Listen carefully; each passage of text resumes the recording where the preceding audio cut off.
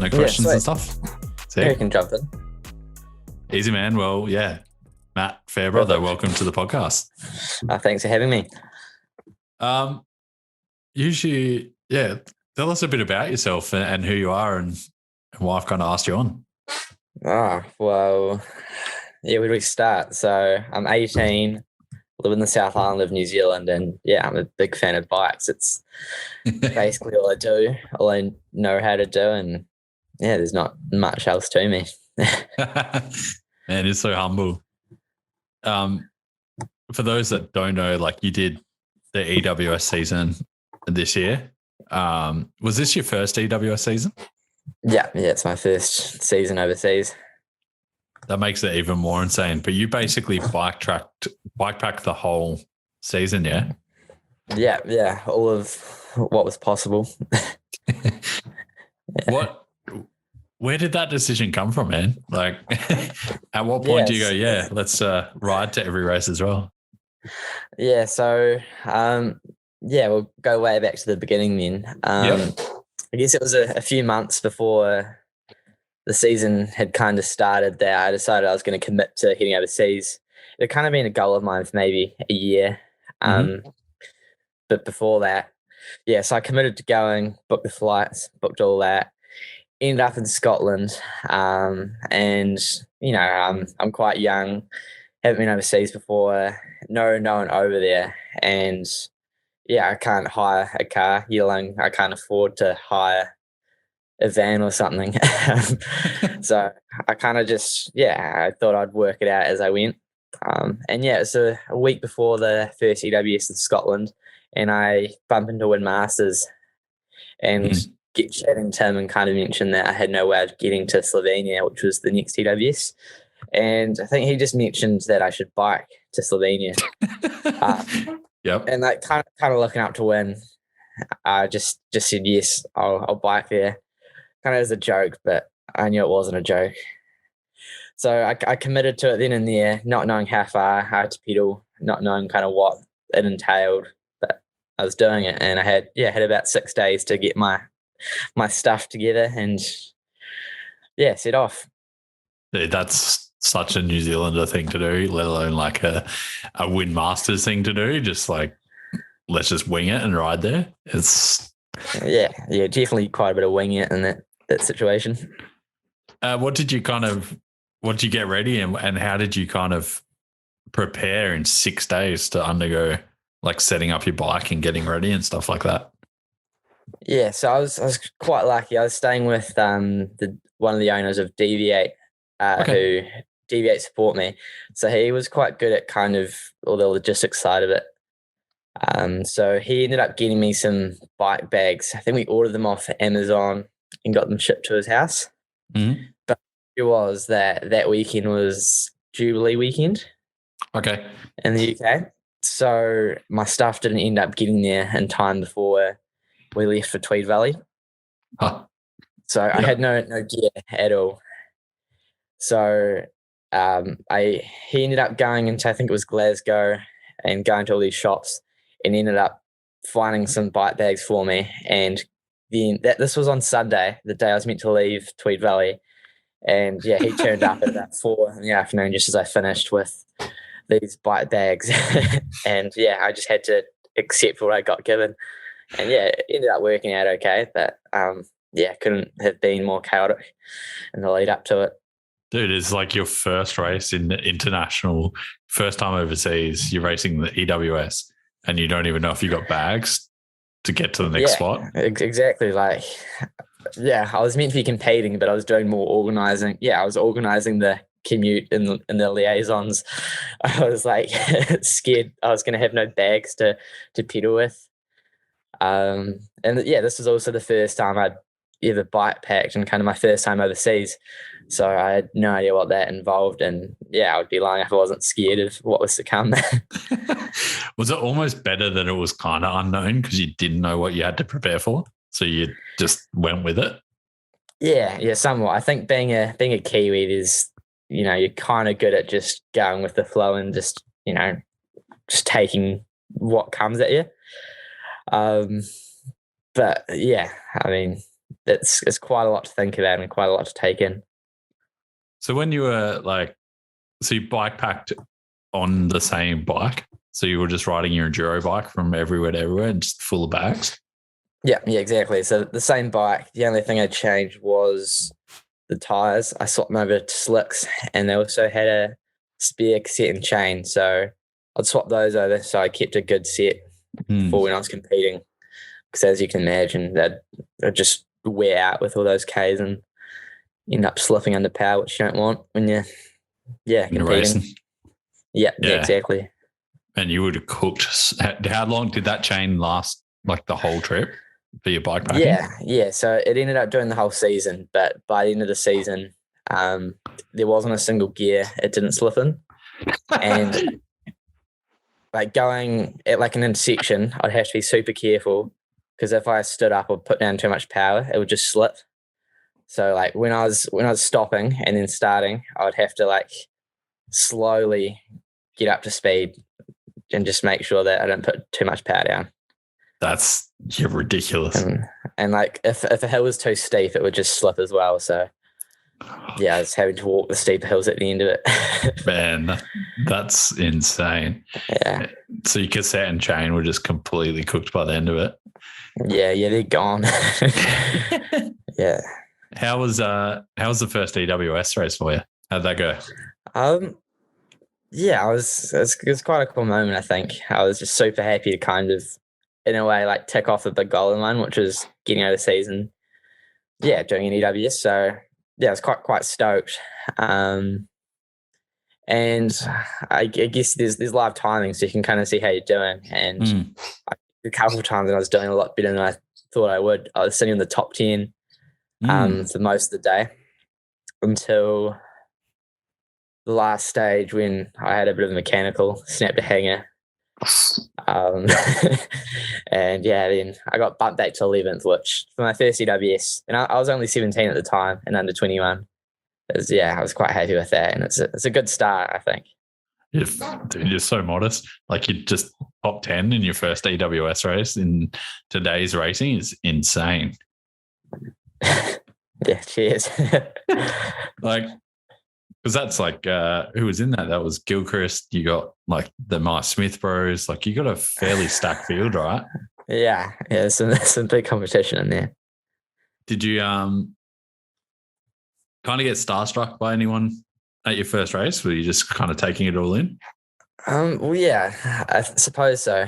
I guess you're seeing all these people you see when you're younger on TV and these videos, and you work out they're still people, they're still humans, and that's it's kind of weird just seeing that they are people. And what was it like? Like Tweed Valley looked really narrow and tight and stuff. Was that something similar to what you ride at home, or was it a completely different experience for you? Yeah, somewhat. I think Tweed Valley, looking back at the whole season, may have been the most similar to what I've got at home. It's super fast, super loose, and it's fairly tight. Yeah. And I think the speed at which you're going is like what's most similar to what I have at home here. Because I saw like a lot of riders were cutting their bars down and stuff to navigate those trees. Yeah, for sure. But I don't know. I just stuck with the same setup I know. Yeah, I'm kind of a low admin guy. I don't like thinking much. So just get on with it. I get that vibe, man. I rate it. So, like, you finished up like 11th. You must have been pretty stoked. But then you've just raced a pretty damn hard race, and you're looking at your bike all packed up. And does it sink in? You've got to ride. Was it a few 100 Ks straight up? Yeah, so I guess the stoke didn't quite set in. I was quite panicked because, as I just mentioned, I'd snapped a hanger and the mech had gone into my spokes and like snapped it off. So basically I had no way of pedaling there. I ended up, I pestered a few people and managed to get that sorted. Yeah. I think, lots of people were quite stoked to hear what I was doing, although they thought it was quite stupid and just didn't believe that I'd be able to pull it off. But yeah, did a bit of convincing. Then managed to find all my bike packing bags and it started all kind of coming together. And I don't know, I was kind of excited for what was to come. There's quite a big build up to it.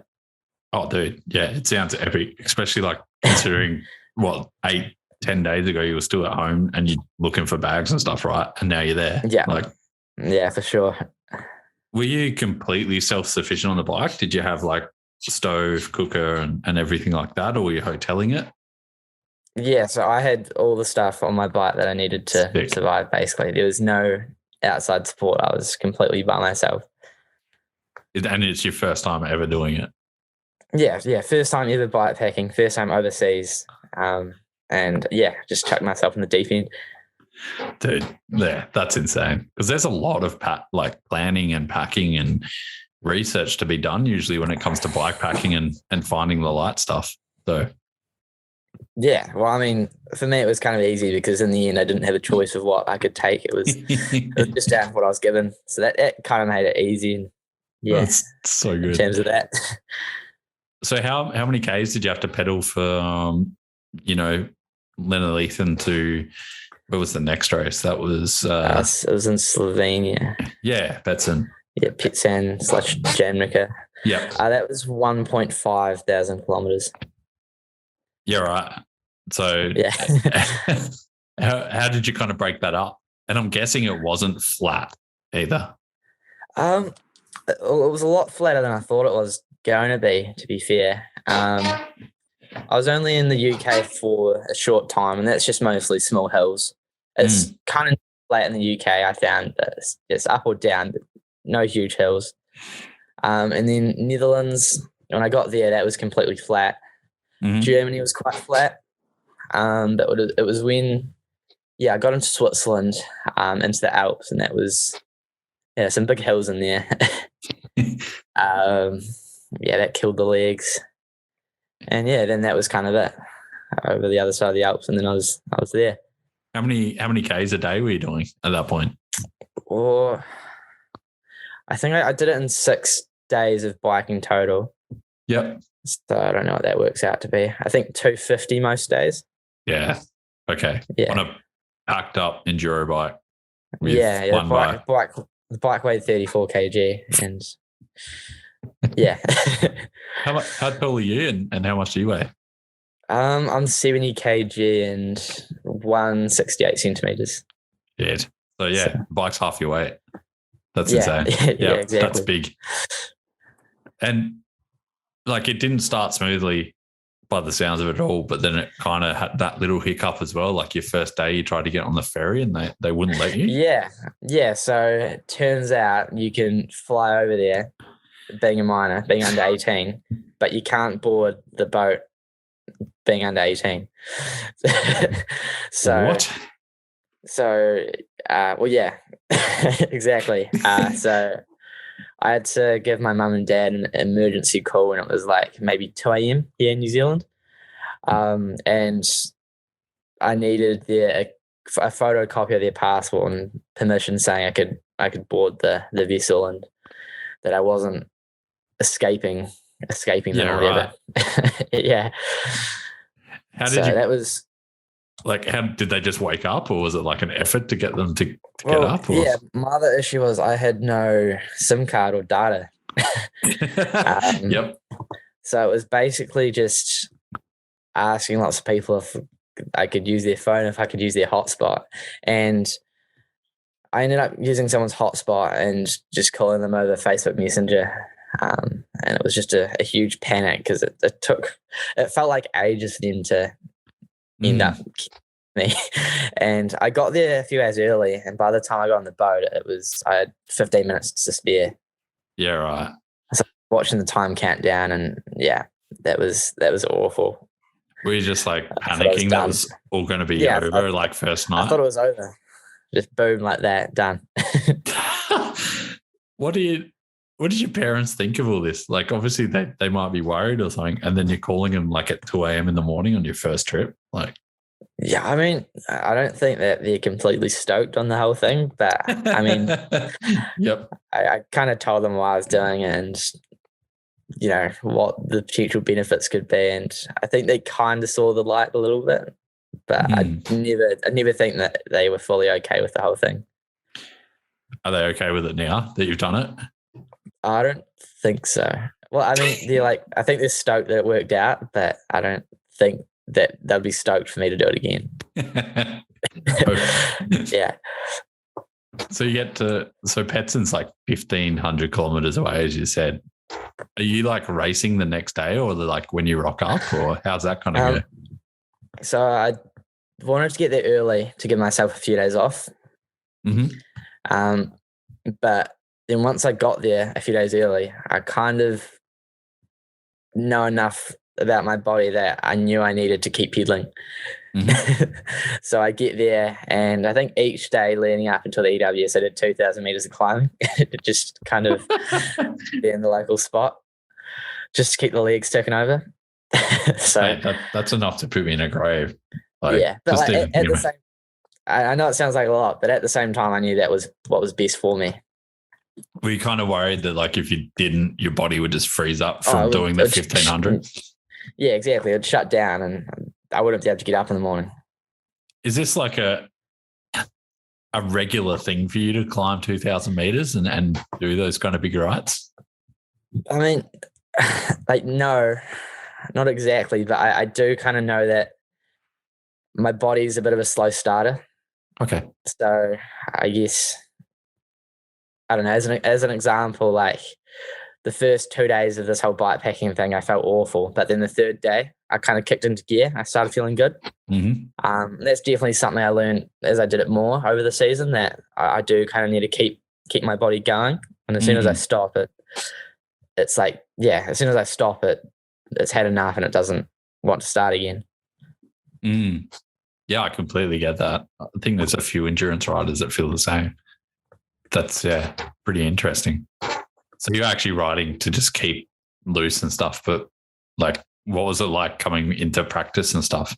Because obviously you're going from riding these slow pedaling kind of endurance style rides for a week or so, and then you're into these high paced sprints and stuff. Was that hard for your body to deal with, or you to deal with? Oh, for sure. And I mean, as the season as I got further into the season, that definitely developed. But I think in terms of Slovenia,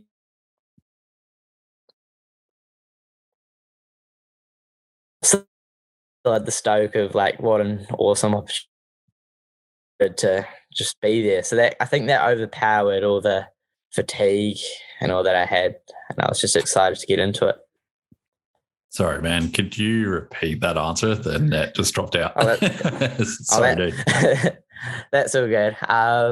Yeah, in terms of Slovenia and fatigue, I don't think it had fully set in yet, as I was quite excited, as I was, it was still quite new to me, and I was still, I hadn't fully kind of gotten comfortable with the opportunity I had. So, I was excited to make the most of it. And to come out of that with a 10th, like, did the stoke settle in pretty quickly then? Like, yeah, well, like, there's kind of more to that. I think on the second stage, I hit a bank and dislocated my finger mid-stage. That's right. Yep. Yeah, so I did that, and I finished the stage with my pinky just dangling off the side of the bar. Yeah. Get to the bottom, pull out some tape I had holding a tube together. It was like, I did it like the worst way you could. It was quite awful. Then the medics see me, they like tape me up fairly good and just tell me I like need to go to the hospital. And I was like, yep. And then I just, keep going and finish off the day and get 10. So that was quite a cool moment. I mean, that's one way to put it. Did you was it pain straight away, or did you just get to the bottom? I mean, there were worse things hurting. Like my legs were in some states. So that kind of kept me off. I didn't think too much about my finger. It was, everything else was burning and hurting way more. It was like way in the background. Exactly. It was quite helpful. Was it hard to obviously it's hard to ride like that, but you've got two fingers now holding the bars. Yeah, exactly. I guess I've got two pinkies, so I mean, it's Dude, your attitude is so sick. Um, so yeah, 10th and with a dislocated finger. Did you go to the hospital? No, I had to get peeling for the next the next one. Did it heal? Like, did you pop it back in, or was like, how'd it go? Yeah, it was. I mean, it was sore, and it took a while to get better. But I mean, as soon as you stop thinking about it, you just forget about it. Yeah. So it's like it's only when you start thinking about it, it gets on your mind, and that's when it hurts. But as soon as your mind's kind of occupied with something else, it's gone. Just that mind over matter works every time. Yeah, for sure. That's that's just life, isn't it? It's a mind game. Yeah.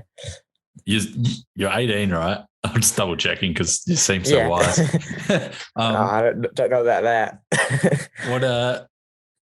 How many Ks was it to your next race for that? I think it was 5,000. So okay, felt quite short. 15, 500. Kind of. Yeah. And then Valli Hoel was a tough one for you. Yeah, that was a big blowout physically and mentally. Yeah. Also mentally. I mean, like, you've got to be at the top of your game, and as we kind of touched on then, it's such a mind game. Like mountain biking is like, I think mostly your mind. It's confidence, it's thinking, decision making. Yeah. And I just didn't quite have it that weekend. Was it to do with the tracks or? Oh yeah, I mean, just fatigue, I'd say. Couldn't put much thought into it. I was tired, just making bad decisions. I was too slow with like what was coming up with me. My thoughts weren't happening quick enough. Bad judgments. It just, the puzzle wasn't fitting together like it should have. Do you think did you have a rest day or anything before that, or did you just go through with the? Yeah, I had one day. Okay. But I think at that point it just didn't matter. I was in a big hole either way. Were you so you're obviously camping and sleeping on the side of the road or finding camp spots? So I had, there were another peer also bikepacking. So for this league, we joined forces. I bikepacked with them, and for that league we did get Airbnbs along the way. Oh, okay. And it kind of worked out because it was cheaper. Yeah. I was just wondering whether your lack of sleep or whether your mental fatigue from sleep deprivation came into it, or. Oh yeah, that's a huge part of it. And the week before, I was maybe sleeping 4 or 5 hours a day, and that kind of, when you're like active each day, that that doesn't get better. You just stay just as tired, and you just get worse. That's like the same patterns as the guys that race like the Indian Pacific Wheel Race or the Rhino Run, which is going on now and stuff. Like that's the same kind of pacing they do. Yeah. Like that's just ridiculous. Yeah, it's not the best idea to then push your limits downhill on. No. Oh, yeah. Yeah, it's flogged. So was Valli Hoel supposed to be like your last stop, or you weren't going to head to anywhere else? No, so I was going to do the first and the third block, or the last block. I was going to miss out Canada and the USA ones just because it was quite a huge expense flying over there and back over. So I was just gonna, I don't know. I was just gonna stay maybe in Morzine for the couple months and then get stuck back into it. But then you ended up in Whistler. Like how did that kind of come about? So DV8 Cycles, they ended up paying for my flights, and they also set up a GoFundMe, which ended up quite a lot of money to help me finish the season. So all of a sudden I was in Canada at those ones.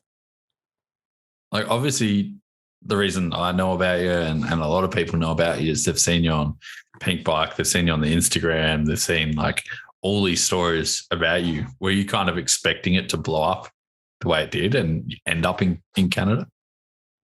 Well, like to a point, I was hoping it would get a bit of exposure to help me, but like not to this level. I've been kind of shocked and haven't known how to handle any of this. So yeah, it's quite overwhelming. And I mean, yeah, I don't know how I handled it because I was in such a hole mentally when all this came about. But yeah, I was amazed with the support I managed to get out of it.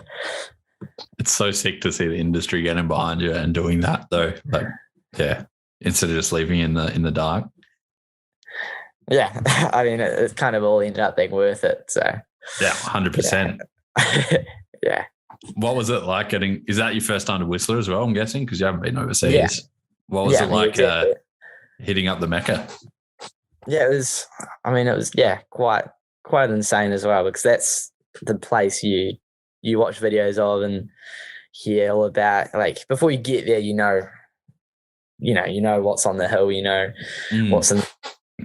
And you just the whole scene there before you even step foot. So that was quite cool. And yeah, first lap to A-line, and that was basically what I did for the week leading up to it. So did you just pack all your stuff in a bike box and chuck it on a plane and head over there? Like, yeah, how did that come up? I don't have much stuff at all. So basically what, yeah, like all the stuff I took there was all the stuff I had on my bike. Yeah. It's pretty easy, right? It's just simple. Yeah. Like didn't even need to take it back on the plane. Just chuck it all in the bike box and yeah, good to go. Were you just like planes are a marvelous thing? These are way easier to travel on than riding your bike? Or was it almost the opposite? I don't know. It just feels weird. I mean, I'm so wired now that like not doing anything like just eats my mind up. Yeah. Just like you're almost like too idle that you couldn't pedal. Yeah, it was awful. But, dude, I'm 100% the same. I get you. Yeah, it was quite a nice move to pedal. Did you ride much before the Whistler race this weekend? Like you rock up and yeah, quite a bit. I mean, I think a big part of this whole thing is making the most of the opportunity, and I think I did that. Like as soon as I was doing laps before the bike park opened up at Blackcomb side of the hill. Yeah. When the lift opened, I was there like I think it was 10 a.m. to 8 p.m. each day. Jesus. Yeah. So I think one of the days I did 6,000 meters of climbing, and then bike park laps like all day after that. So yeah, it's been a bit silly, but I made the most of it, Like, yeah, I haven't been there, but from what I've heard, like doing that many laps there is absolutely brutal, and most people can't do that in a day. But you're like backing that up. I was demolished, but the other, I was telling myself I had a good excuse as well because I also got a new bike. Yep. And I was telling myself I needed to get used to it.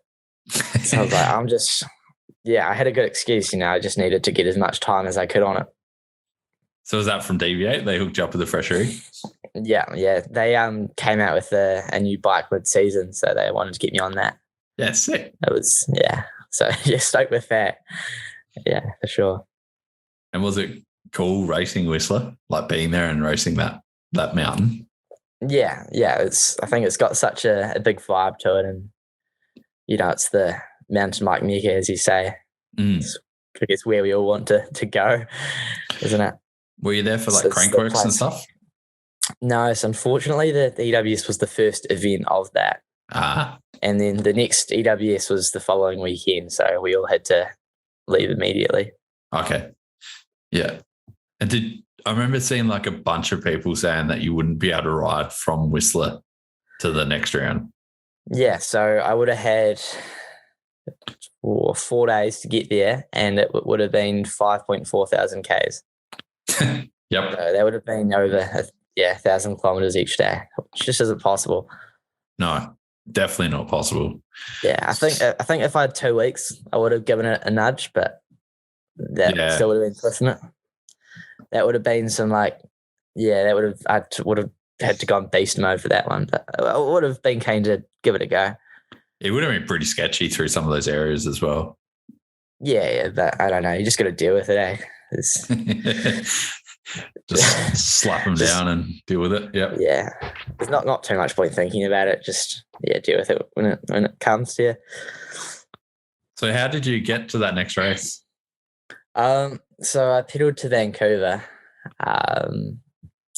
got a bike box, and I kind of stitched myself up a little bit. I messaged a couple bike shops to see if they had a bike box going, and it was Stoked Cycles. They got back to me and said they had one. I didn't look on the map whereabouts they were in Vancouver, and I don't know how big Vancouver is. I just saw Vancouver and thought, sweet. So I ended up having to bike 24 kilometers with this bike box to the airport. On my back. Was it a tailwind or a headwind? That was like a side wind, which I think was the worst of both. Yeah. Because I was just like flapping about with this bike box on my back. It doesn't look like it was a well set up situation there. I'm looking at the photo now and it looks pretty sketchy. I think I made quite a good setup out of it, I think. You did well. I had a duct tape and a bike tube and it turned into a backpack.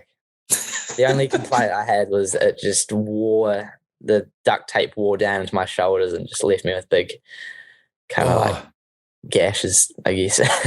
Dude, yep. That's brutal. But I made it there, so I'm not complaining. And then, like how much you don't have a power meter or anything on your bike, do you? So you wouldn't know how much extra you had to pay to pedal. Nah, but it was a slow 24K. It was hard. Yeah. And also the other thing was it was like 5 o'clock-ish. So it was peak hour in the city. And it's busy. And I was quite wide. Yep.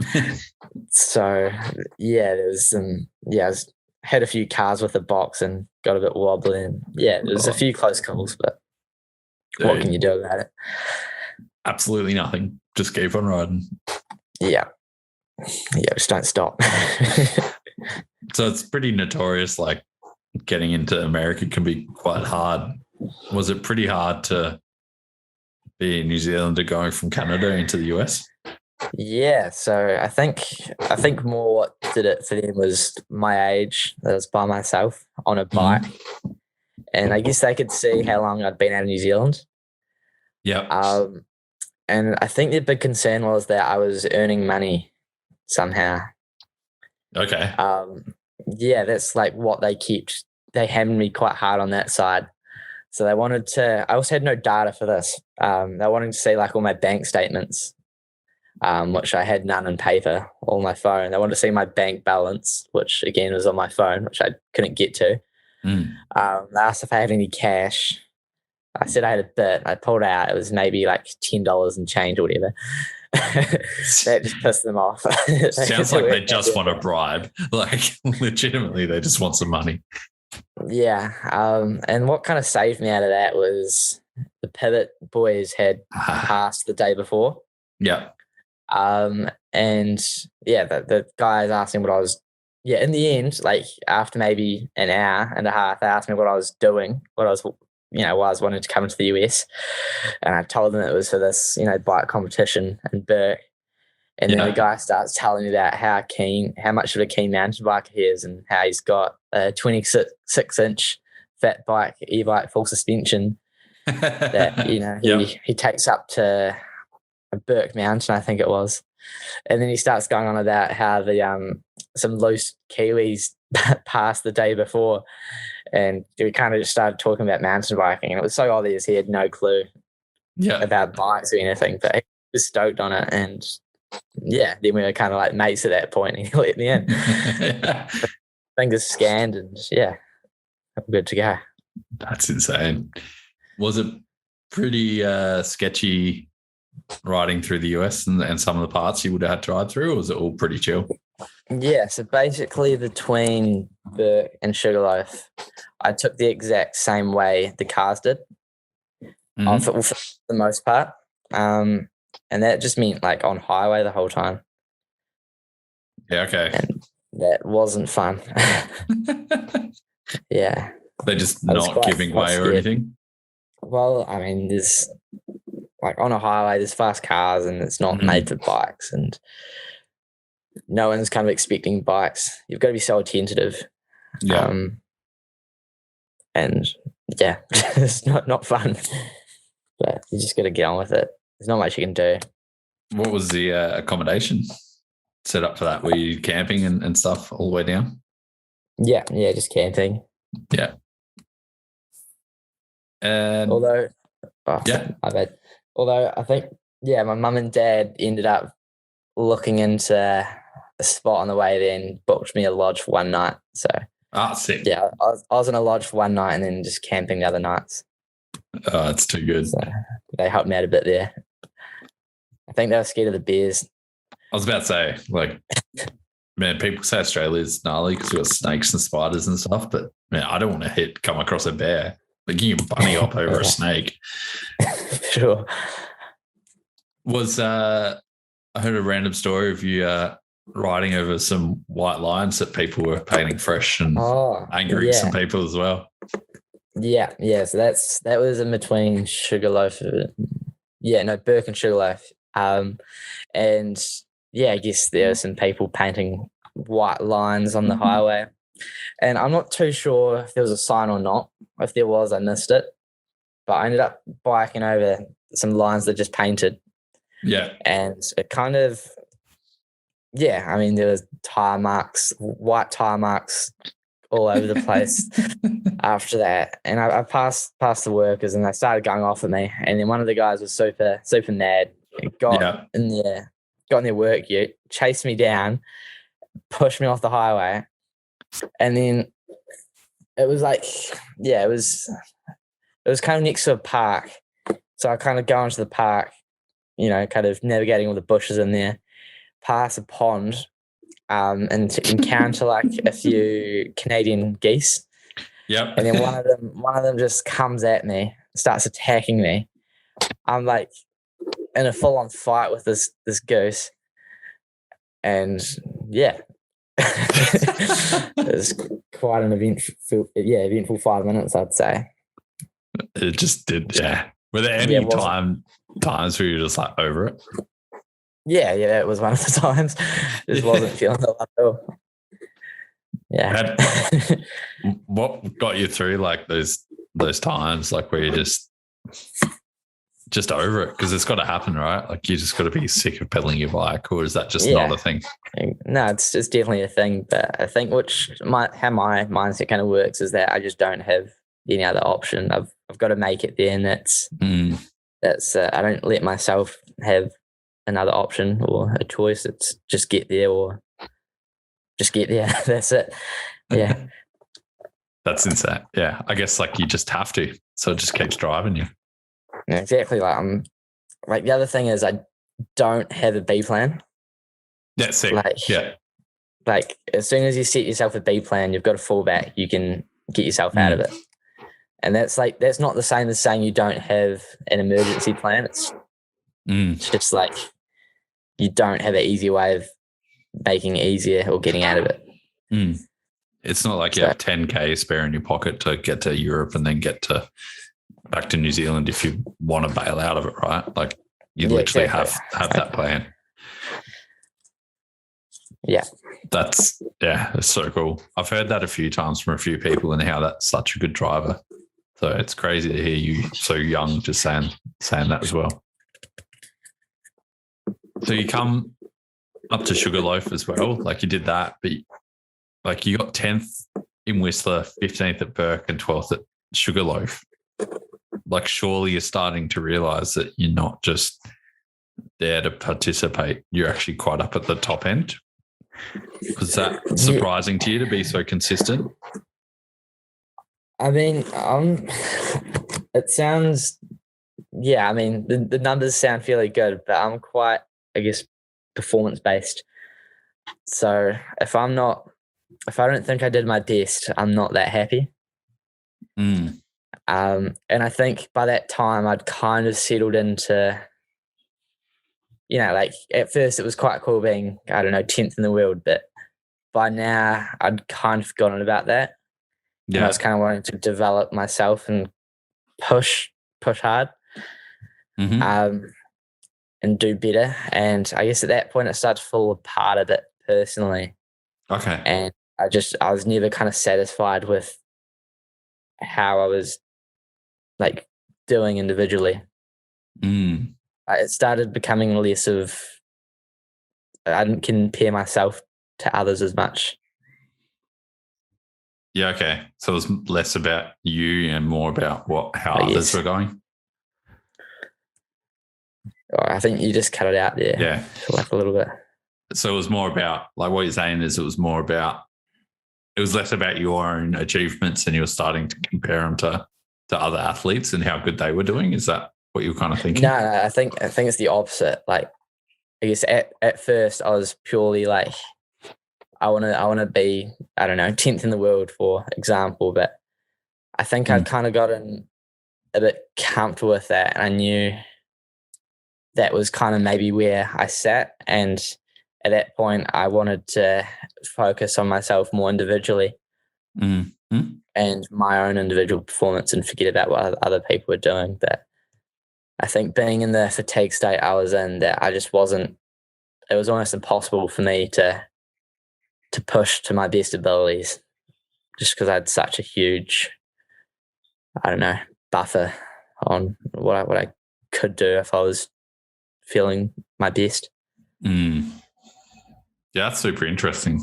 Like, were you more trying to just beat your own results, or you were kind of struggling because you know you could do better, but there was this fatigue? Is that what you're kind of saying there? I think it's basically just knowing that I could do better. And like, I'm going as hard as I can, but I'm just not doing my best. And it's like, why can't I do my best? I mean, the simple answer is you're doing 1,500 Ks of riding between each race, but yeah, but like in my head, nothing had changed. Like, I don't know. I don't like making excuses, and I know that's quite a good excuse, but I don't know. I want to keep a huge part of the sport for me is like pushing my abilities and like achieving things, and I find it quite hard maybe taking a step back in my performance. Like, I always want to be pushing myself as much as I can, and it's like when I'm not doing my best, it's quite hard for me. Yeah, I think. I mean, clearly you got the drive there, right? Like, that's pretty impressive. Do you think also, like, over that, because at that point you've been doing this for like 3 months, you've been on the road, you're like pinned. Do you think that's become the new normal? So you expect to be the normal that you were back in New Zealand? Yeah, I mean, I think living that kind of lifestyle for that long, you definitely get used to what you've got, and maybe a bit too comfortable, like with the position you're in. So I don't know. Yeah, I think you just get used to what you're in, and it's quite hard to get out of it, especially when it doesn't change. I think people are just a big influence of the things on the outside, like not just who you are, like who you're with. Yeah, I don't know, and where you are in the world, kind of thing. Was it hard being in that mindset and then rocking up to races and then trying to compete? Or were you more edged on to compete and then after the race were a little bit disappointed? Yeah, I think I was quite good at kind of flushing out those thoughts and starting with somewhat of a blank canvas. But yeah, I found it quite hard to become satisfied at the end of each weekend, kind of knowing I did my absolute best, but I'm kind of moving backwards in terms of the season. Like, yeah, but I know that's just fatigue. Yeah. But it's like kind of hard to feel fatigue because it's the new normal for me. And you're also putting in so much effort to do all this that you want your returns to increase over time, I guess. Yeah, exactly. It's only getting harder. And the more effort I put in, it feels like, yeah, it's just not going towards anything. Yeah. And that's maybe not something I've encountered before. And I mean, it's something, it's definitely something I've kind of learned to deal with better. But it's quite hard when you've got like maybe a chance of a lifetime and it just feels like you're not fully utilizing it. 100%. Did you turn that around at any point, or was it really like with you until the end of the season? Yeah, I'd say it was, well, that's kind of getting closer to the end of the season now. In the last block, I thought I was doing okay, but I guess the numbers next to my name didn't quite say that in terms of what I had before. So I think it was, in Switzerland. We did one stage on the Saturday. Yep. And I thought I did okay. And then I think I finished in like 45th. And I thought I didn't think I did that. Yeah, I mean, I thought I did quite good, to be honest. And then seeing, I think 45th next to my name, that hit me hard. Yeah. I was like, what have I just done? Yeah. How did that happen? That was something that kind of, that was hard to soak up. Yeah. But is it weird, like, I guess for everyone else watching your progress over the year, watching what you're doing, everyone's like, damn, that's a huge achievement. But then you're reducing it to the number next to your name. Like, was it hard to look at everything you've done as a whole, but when you're looking at specific race results?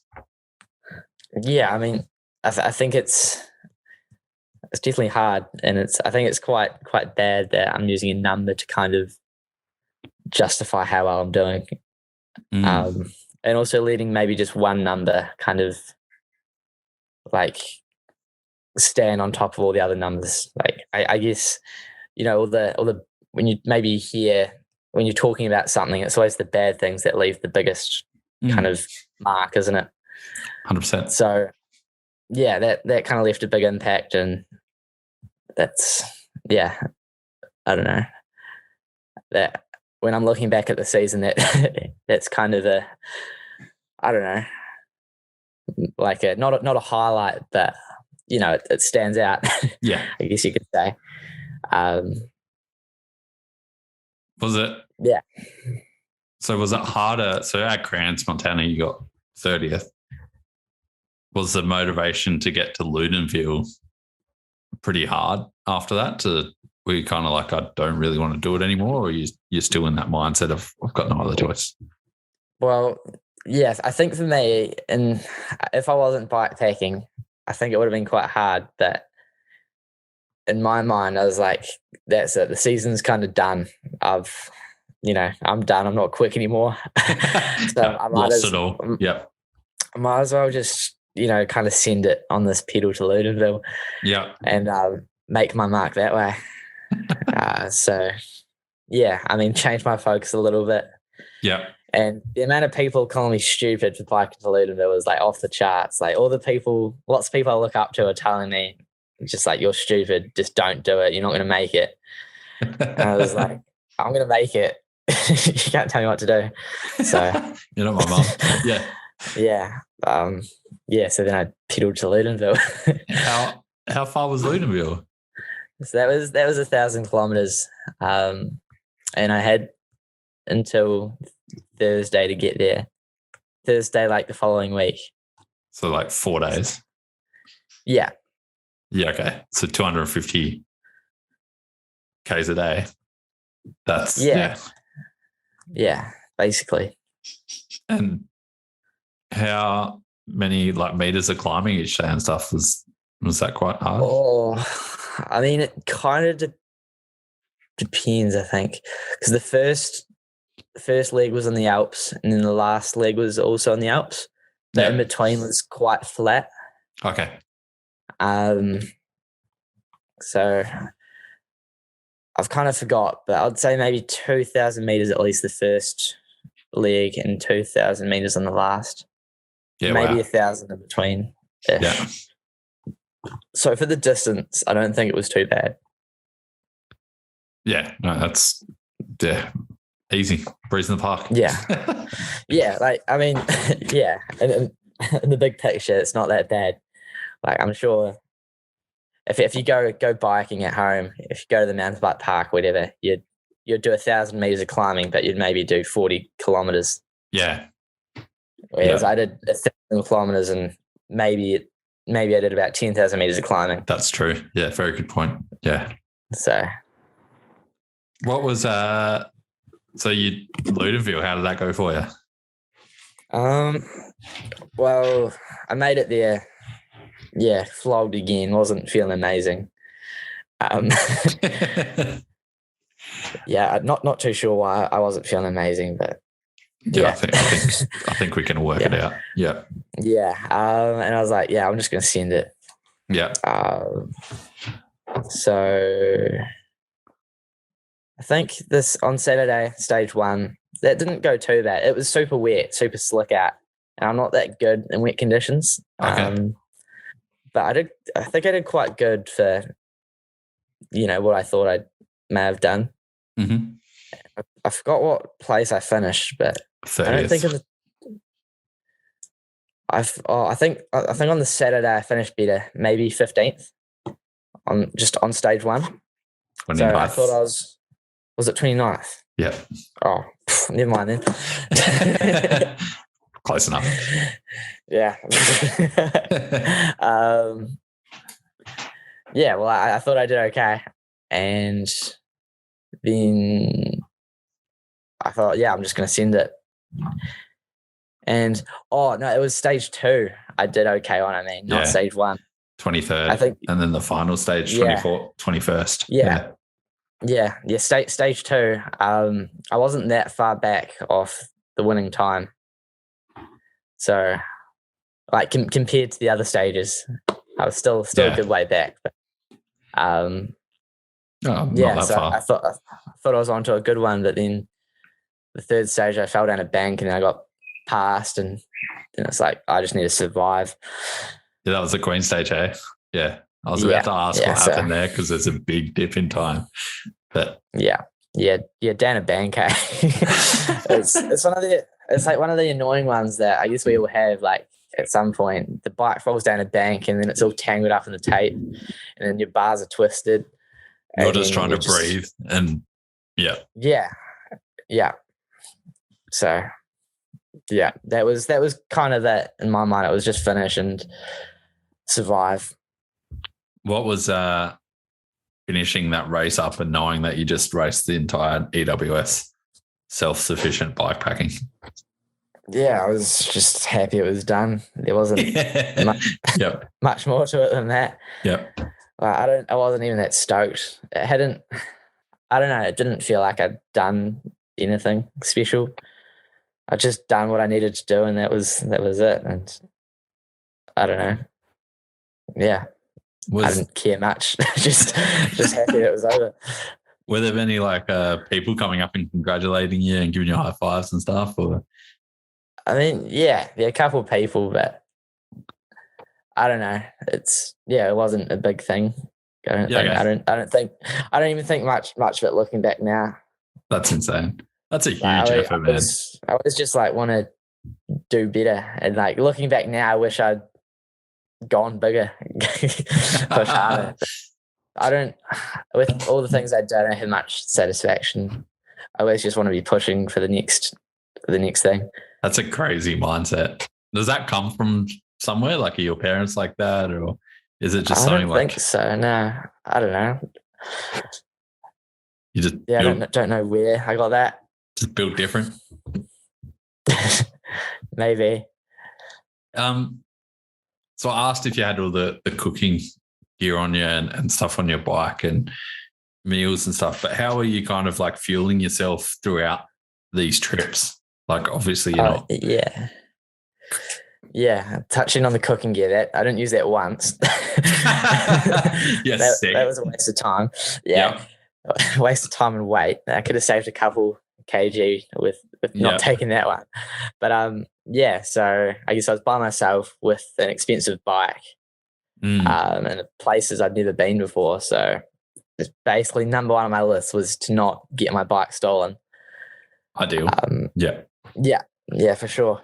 So I was only going to gas stations like in the middle of nowhere, like out on a highway or motorway, somewhere where there'd be no opportunists or like, a low percentage of opportunists. And yeah, so I was just eating gas station food for 5 months. So basically athlete diet, like was what you're saying there. Just pure athlete. Exactly. Yeah. I mean, and I've had a lot of people tell me I need to eat actual food, which, I mean, I'm not saying no to that. But when you're doing these huge distances and spending 20 hours on a bike at a time, I think the only way to get enough energy is by eating, lollies, fizzy, and just eat pure sugar foods. Because otherwise, if you're eating, I don't know, even pasta, which is considered a carb food, your stomach's not big enough to take that volume of food to meet the energy needs. Yeah. You just need pure carbs and sugar. That's exactly. It. Just drink Coke and pedal on. Yeah, exactly. Liquid carbs is like the best thing ever. It's the easiest way to stomach carbs. Yeah, big fan of it. I even had a Coke bottle, like a Coke holder on my bike at one point. Yeah, right. That's it. Yeah. How was that? So stoked with it. How did you set that up? So the other pair of guys who bike packed the first 2 EWSs, one of them owns like a small company called Jan Components. Okay. That makes these weird adapters and stuff like that. Yep. So yeah, he hooked me up with a Coke can holder. That's sick. Obviously that's got to be kind of expensive though. Like gas station food isn't always cheap. Yeah, I don't know. I still think I would have saved quite a bit of money because I mean I wasn't eating actual food.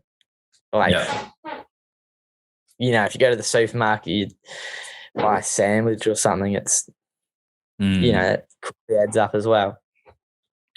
So you weren't eating like meat pies or anything weird? No. I'm also veg. I don't eat any meat, so kept things fairly simple for me. I just don't have many options. Just pick the thing that has the most carbs in it, and off you go. I mean, your chances of food poisoning or any type of illness are drastically reduced then as well, I guess. Yeah, exactly. I think I only got sick a couple of times, and I guess that's just because I ate too much sugar. Yeah. But I think that's quite good, only being sick, twice. That's impressive, man. And were you like a full bivvy and lightweight camping setup and everything as well? Well, at the start, I had quite a hefty tent. Yeah. And I honestly preferred not to use it. Okay. So I just sleep in my sleeping bag out in the open. But then when I got to Canada, and with help of the GoFundMe money, I invested in a good bivvy.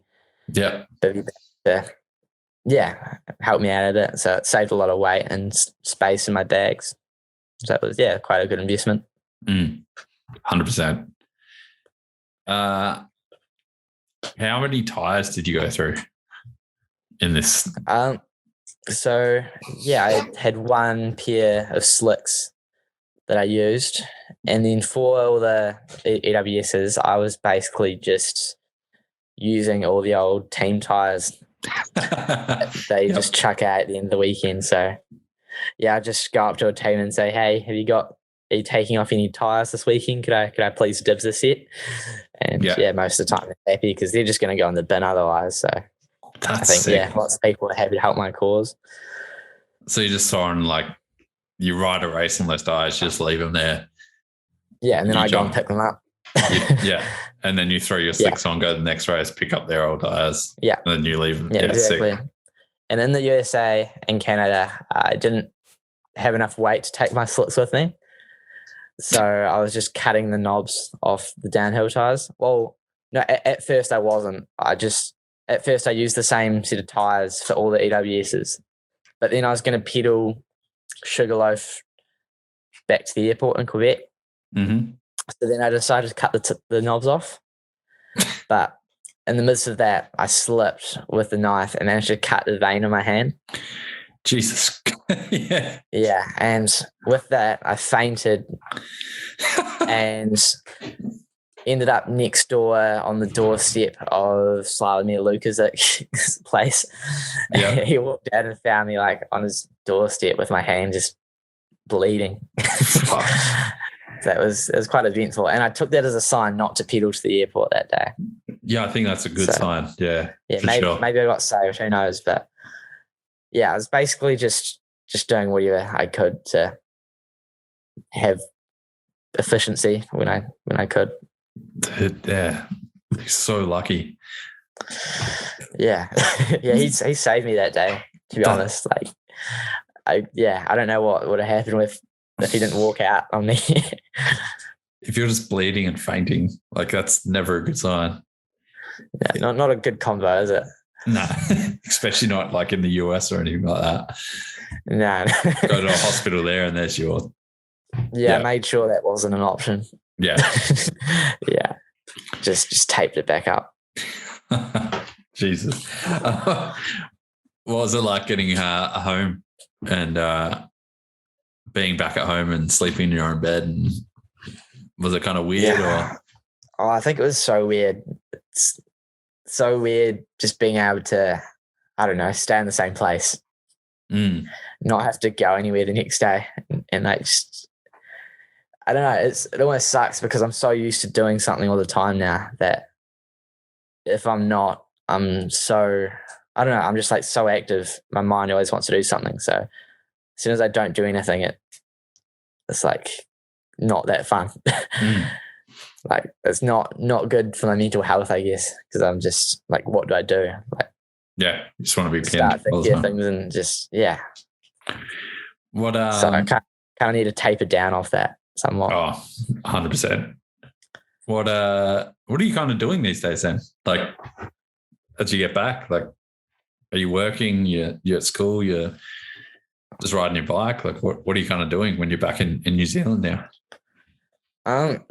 Yeah, I don't know. Working a bit, biking a bit, and doing some missions. And we're coming back into our season now, so okay. There's still quite a few events going on. Next weekend is quite a big one for me. It's an EWS qualifier. Okay. So we hopefully get some points next year. Because junior points don't carry over or something weird like that from last year. I don't know. I think it'll help though. Yeah. Yeah. Can't say no to points. So, I'll just chase them anyway. Yeah. And then next month on the 10th, I'm getting a plate out of my hand. So that's going to knock me off my bike for about 8 weeks, I think. So then that's going to be quite hard to work out what to do with my life. I think find another hobby. You'll be surprised, man. Like getting plates out doesn't take that bad of a time. Like it's actually pretty chill. Oh, sweet. That's good to hear. I had a few taken out last year and it was like the healing was ridiculously fast. I was 4 weeks and back on a bike. Like it was sweet. That's good news, man. Yeah. It's way better than getting them put in. Yeah. Perfect. So obviously you still would deviate for this like upcoming season stuff. After all this hype and seeing you on the bike and seeing your dedication and stuff, was there a few brands interested in contacting you and getting involved, wanting to help out for next year? Or Yeah. So as mentioned, Deviate has been awesome, and I'm going to sit with them for the next 2 years. Sick. And I mean, there's quite a bit going on at the moment, and I've kind of decided I'm going to kind of go down the path of building up my own, I don't know what you'd call it, my own team, if you like, but with just me in it. Your own program. Yeah, exactly. Building my own pathway. So kind of building that up at the moment. So not too sure where it's going to end up, but I think I'm gonna continue this bike packing thing and see where it takes me, because no one else has kind of done exactly what I've done before, and it's not often you find something new in the sport. So I might as well see how far I can take it, and it might fail, but it might not, and you never know. I think that's cool. Did you have like team offers and stuff like that, or was it you just want to run your own thing anyway? So I mean, no, I didn't have any team offers, but I didn't go looking for anything as well. I kind of thought it would be cool doing my own thing. 100%. So, yeah. How did the Deviate thing come about? Like, they're a pretty lesser known brand here in Oz. What are they like in NZ? And yeah, I think even smaller in New Zealand. But yeah, while overseas, I managed to kind of link them up with someone a bit more active in the New Zealand wholesale scene, I guess you could call it. So yeah, there's someone new getting Deviate bikes into New Zealand, and it's kicking off quite large here now, which is super cool to see. They look sick. They look like a bunch of fun. Yeah, and I'm not sure if you saw at the pink bike field test, they killed that, and it's done them wonders, and it showed that it's a good bike. It showed I've got no excuses either. So yeah, exactly. Bit of a random one, but I just noticed you had AXS on your bike. Yeah. How are you charging batteries and keeping that thing going?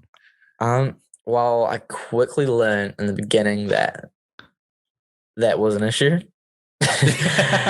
Yep. Yeah, I completely forgot about this until you've just mentioned it now. So the leg of Tweed Valley to Slovenia, it died halfway in. Yep. So I did that single speed. Jeez. Yep. Was it in a good gear, or was it just? Oh, well, there's no such thing as a good gear in single speed in my mind. It's either like pedaling too quick on the flat, or it's just way too hard on the hills. Yep. And yeah, there's nothing good. How did you just get like another battery like later on? Like, how did it? Oh, I managed to charge it up once I got there, but yeah, it was dead. But after that, I got a charger and a solar powered power bank. Oh, sick! Yep. Had it on a bit of a cycle after that one. Learned my lesson. Did you need to like get different plugs for every country you went in? I think Europe's pretty much the same. Yeah, well, with the solar powered power bank, it was fairly solid. It's just USB and it stays the same. You don't need to plug it in. But yeah, I think I only needed new plugs when I went over to USA and Canada. Yeah. What was the biggest like country with the most culture shock, you reckon, that you had? I think the USA. Yeah, really? Yeah, there's some wild people there. Yeah. And I think the places we went were quite out the back as well. Yeah, okay. I think some of those people don't see many other people. Yeah, I think that's the best way of wording it. Yeah, okay. Yeah. Yeah. They're very solitary. Yep. Yeah, and like walk into the supermarket and someone's just got a gun hanging onto their waist belt. That was also, it was quite eye-opening to me. Yeah. That's a huge one. Yeah. Yeah. What are your plans for next year? Same thing? Yeah, the same thing. Yeah, bike pack them all where possible. I'm hoping to kind of be able to pull enough funding together to document the whole thing and film it. And, yeah, focus a bit more on the media side of things this year or this coming year. Just self-film it, or? I'm hoping to get a team to kind of be able to follow me because I think self-filming it could end up being a bit fake. Like you wouldn't want to film yourself when you're having a hard time, and it wouldn't be genuine. I think you need someone to be able to film you when you just don't want them to film you. Essentially, 100%. Yeah. Dude, that would be sick. I'd watch that for sure. Was one like? Would you do like a series, or would you do like one big video? Yeah, I think I'd do it per block. Yeah, okay. I think there'd be quite a bit to squeeze together if it was one video. It'd be huge. It'd be like, 3-hour you might miss documentary. out. Yeah. I mean, it's like, even just us talking now, I'm sure there's so many things we've missed. Oh, 100%. So much stuff has happened. So yeah, I think it'd be cool to make some episodes and get as much in there as we can. Oh, dude. Yeah, I want to see footage of geese chasing it. I'm spewing that doesn't exist. Yeah, I wish I should have got my phone out, But, oh, dude. Yeah. Rad. We might start wrapping things up then. Yeah, sweet. What advice would you have to any younger crew that, I guess, want to go racing or want to do something like this? I think there's always a way to make something happen. Like there's, if you want to do something, just go do it, make it happen, and do what you need to do to make it happen. There's always a way, I think. Yeah, don't let anything hold you back. Just get out there, smash it. I'm a big fan of saying yes and then working out the rest later. Like it's exactly. I think it's a big part of New Zealand and Aussie's culture. You just deal with that stuff later. Just get on with it. Yeah, big fan of it. Was there anything you regretted on your trip? I don't think so. Yeah, quite a few people have asked me that question, and I've never been able to think of anything. I think I did quite well, and there was lots of educated guessing, and I guess you learn quite a bit along the way, but there's never anything I wish I could go back and change. I think I did quite well, and managed to pull it together quite nicely. Yeah, sick. You mentioned this a few times already, but I'll ask anyway. If you're down and out, say you wake up and you don't want to do that 500k day up in the Alps or something, is there any music or anything you'd listen to get motivated? What kind of motivated you to keep going if you were fully down and out? I don't think motivation was ever an issue, just because I didn't let it become an option. Yeah. The whole thing, I didn't give myself the choice of not to give up. I just had to do it. And I think you just need to not give yourself a way out of whatever task you're doing.